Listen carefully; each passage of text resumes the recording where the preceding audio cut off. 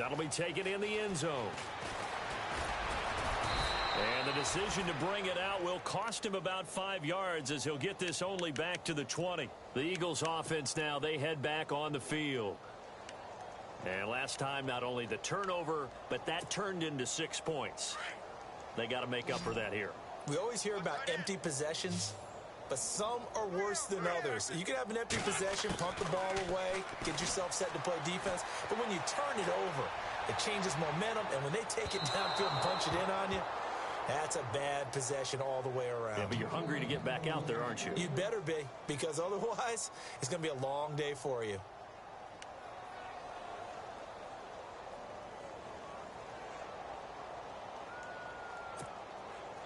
And on 2nd and 10 now. What's tight? Tight is right. What's tight? Tight is right. Ram. Here we go. Sunday. Three down. Check nine. Wentz. It's brought in by Jeffrey. A gain of 39 that time. And at this stage, down in the second half, looks like they just wanted to find a way to get it in the hands of their playmaker, and they did. I think you're exactly right. I don't think the coordinator's looking at his play sheet and trying to figure out which play will work well. He's trying to figure out how to get the ball to the playmaker that you just described. And no escaping this time as he'll go down. They got him for a sack. The amount of sacks that they've absorbed in this game is absolutely extraordinary. Let's just face it. This offensive line, flat out, cannot handle this pass rush. It's been demonstrated time and time again. To throw is Wentz. Trying to lay one up deep. And my goodness, another interception. Good positioning, and it's picked off. And he brings it back to right around the 26-yard line. The interception woes, they just continue to mount. He's thrown 5 picks. At this point, you got to be thinking, is it something between the ears?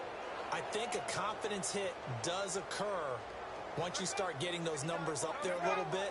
But as you and I both know, it's not always just one guy's fault. Maybe somebody ran the wrong pattern. Maybe some balls were tipped. It could be so many different things. Bottom line, though, it comes back to the guy throwing them. That one good for 33 and a first. And when do they start thinking about burning these timeouts? They've got all 3 still defensively. To me, you have to start right now. Here's the time, and that means you've got to stop them on defense, not give up the yardage, use your timeouts in order to get the ball back and try and score yourself. But now is the time to start using those timeouts. And keep in mind, it'll also stop the clock at the 2-minute warning. No gain on the play there. 2nd down. On 2nd down, Johnson. Whoosh. Boom. Still fighting through tackles. A nice pickup there of 11 yards, and it'll move the sticks. I know the game's not over, but there's got to be a sense of satisfaction right now for the guy carrying the football a bunch today. 99 yards, and he has enough time to go over the century mark. Well, you got to give it to him again, right? Yeah, there's no doubt about it. You're not worried about losing yardage here. You're not worried about any of that. You just want to get him to the promised land for every runner. 100 yards or more in a game.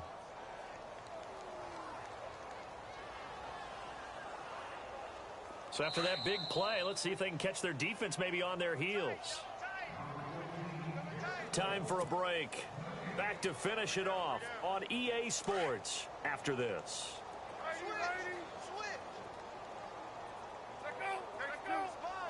From the 2-yard line now, it's 1st and goal. And he will get into the end zone. It's another touchdown. This thing is ugly.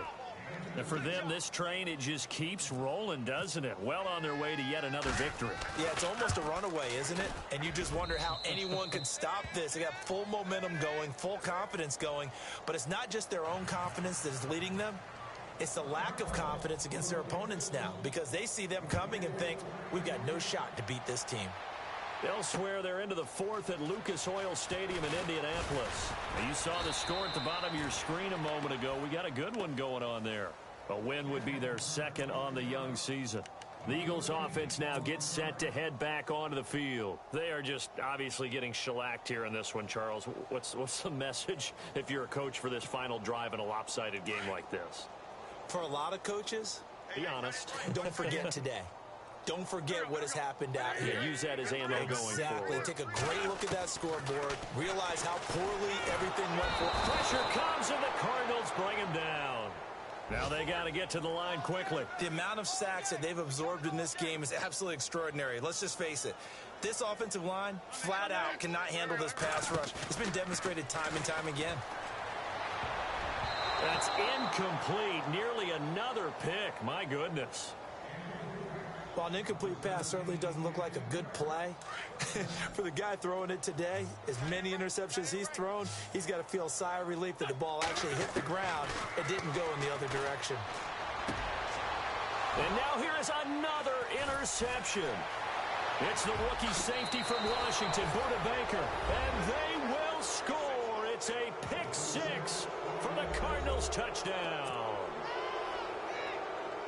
Defensively, they've had their way in this one. That pick six makes that scoreboard even more lopsided. I remember talking with a guy in the league, and I said, what do you do when the game's like this? You know, it's pretty much over. You ready to go to the bench and hang out? He said, oh, heck no. I want to stay on the field. I might get some stats. I might get a pick or two. We like being out there at the end of these wide margins. When they have to throw it, that gives you more opportunities to go get it. That'll be taken in the end zone. They'll bring it back to just about the 25. Call it the 24-yard line. Philadelphia getting set to take the field. Let's just be frank. They're playing for pride at this point. That's all that's left, because victory, not a chance now. And I can't wait to see how they actually go about doing it, because there are a lot of people watching the body language of the guys on the field now, and if they call plays they want executed, they need to do that and do it really well. Otherwise, there could be repercussions. We'll see how they handle the waning moments of this one. But that's caught at the 25. And he's across for the touchdown. Too little, too late, but he does get in for 6. No wonder you're grinning. You just beat me in our fantasy league. Indeed I did, my good man. And that touchdown, well, it barely puts a dent in this lead. And unfortunately, I'm having too many flashbacks right now. I remember getting beat down like this playing before. Oh, yeah? College, high school? College. Not a heck of a lot of fun. I still remember playing and trying to tackle an elusive tailback who ended up scoring 4 touchdowns, 226 yards. He scored so many times and had so many great runs, I knew every note to their school's fight song. But that ice bath felt extra cold afterwards, too. Oh, no. There was no ice bath. You're just trying to get out of there before the reporters got to you.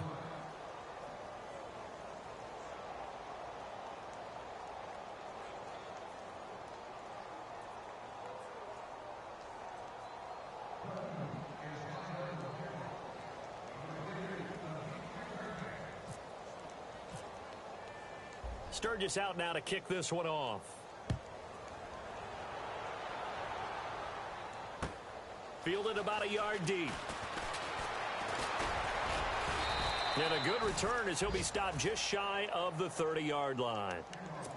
A fourth quarter score now from Heinz Field in Pittsburgh. And in the late stages, it's the Steelers that have taken the lead. If they hang on, that would up their win total to 5 on the season so far.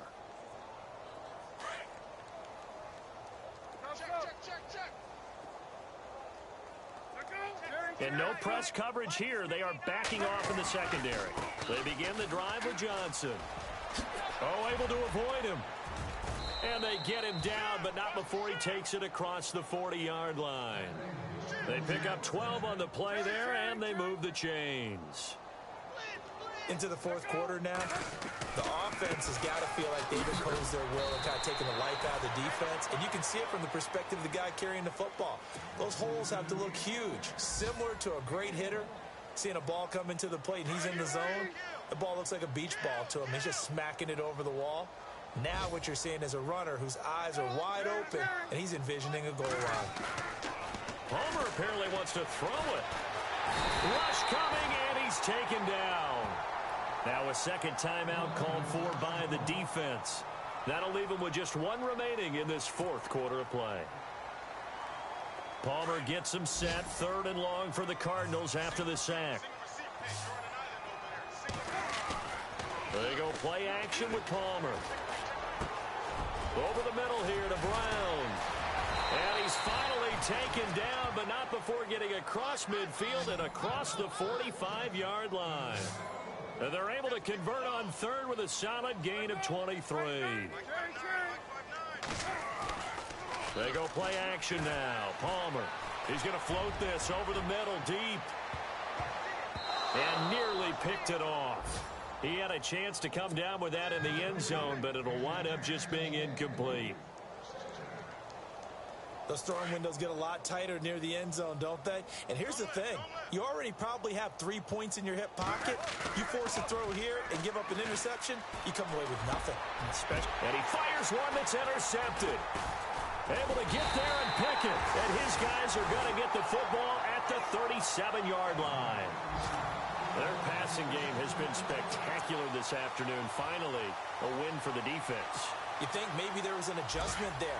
Finally gained a measure of, I don't even know if you call it revenge, but got a play done against him, and that's been difficult for them all game long.